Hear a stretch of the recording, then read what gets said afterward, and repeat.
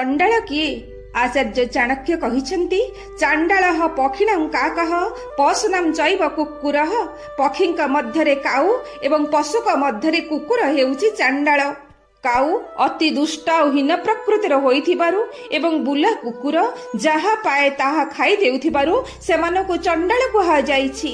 ପୁଣି କୁହାଯାଇଛି, ଯେଉଁ ମୁନି ଅତ୍ୟଧିକ କୋପ ପ୍ରକାଶ କରନ୍ତି ବା କ୍ରୋଧ କରନ୍ତି ସେମାନଙ୍କୁ ମଧ୍ୟ ଚଣ୍ଡାଳ କୁହାଯାଏ। କୋପି ମୁନିଷୁ ଚାଣ୍ଡାଳ ସର୍ବେଷାଂ ଚୈବ ନିନ୍ଦକଃ।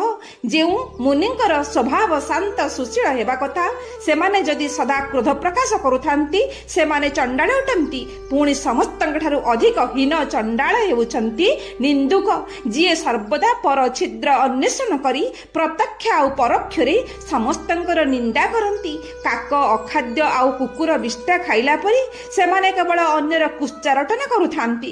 ସେମାନଙ୍କୁ କାହାରି ଭଲ ଗୁଣ ଦେଖାଯାଏ ନାହିଁ, ତେଣୁ ସେମାନେ ଚଣ୍ଡାଳ ଠାରୁ ମଧ୍ୟ ହୀନ ଅଟନ୍ତି। ପରନ୍ତୁ ନିନ୍ଦୁକ ସର୍ବ ଚଣ୍ଡାଳରୁ ହୀନ, ଅକାରଣେ କରୁଥାଏ ପରର ଦୁର୍ନାମ।